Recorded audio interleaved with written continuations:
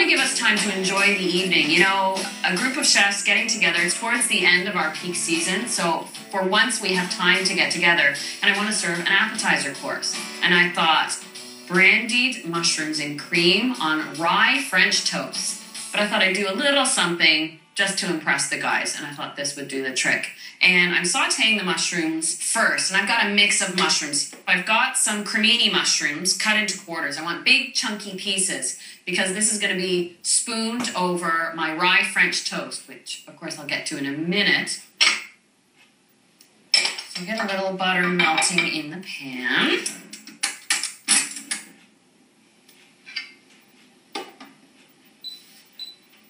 And while that's heating up, before I add the creminis, I'm going to clean up my shiitake mushrooms. You can't actually eat the stems, so I just pull them right off. And if you give them a little bend, right at the stem end, the stem just peels right off.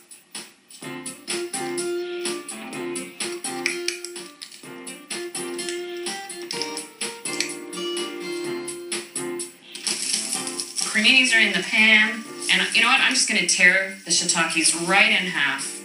Won't even bother slicing them.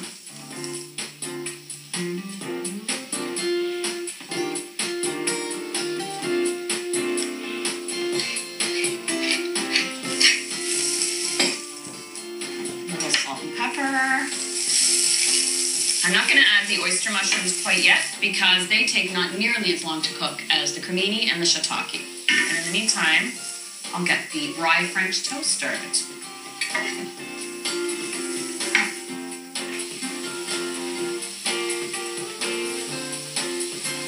All right. Well, making French toast for supper is just like making French toast for breakfast. Got a couple of eggs and about 2/3 of a cup of milk.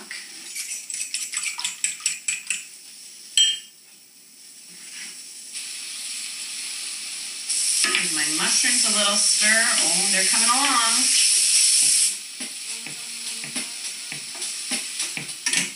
Now, I want small slices of this rye bread and rather thin.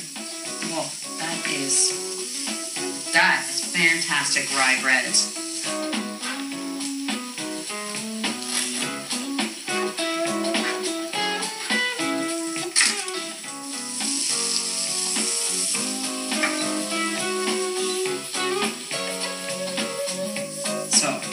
Slices of rye bread. A nice dark pumpernickel would be a great substitution for this rye bread as opposed to, say, a fluffy rye.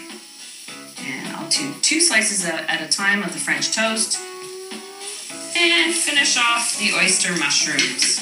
Now, oyster mushrooms don't need a lot of work. I like to trim just the very bottom because it can be a little chewy.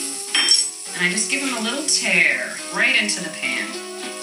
So they're all even-sized pieces.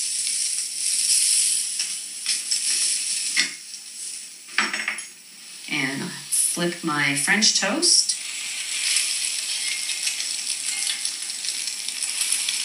And for the mushrooms, 2 more ingredients before I add the liquid. A little bit of minced shallot.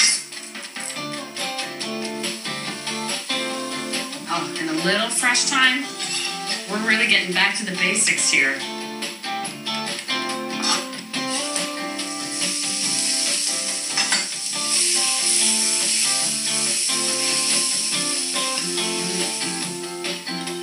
So the French toast I'll just let sit, but then I'll pop it in the oven to warm it up again right before it's time for dinner.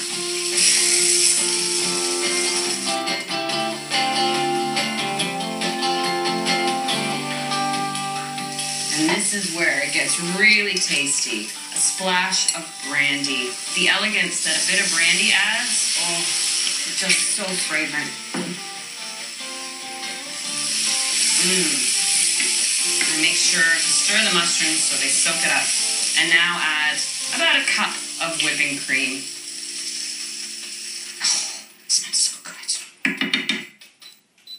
So now I have to let this thicken up a little bit until it is more of a sauce consistency so that it doesn't run all over the plate, because I'll serve it over the French toast but on a plate. Okay, and that's it for the French toast. So I'll just pop that in the oven right before the gang arrives.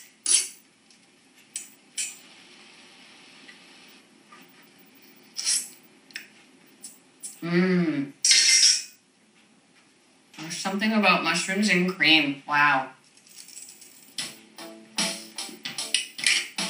Whoa, that hits the spot. Spoon over the rye French toast. I think we've got a winner here. All I have to do is get my braised red cabbage going, and we are in business and enjoying lovely chef's dinner.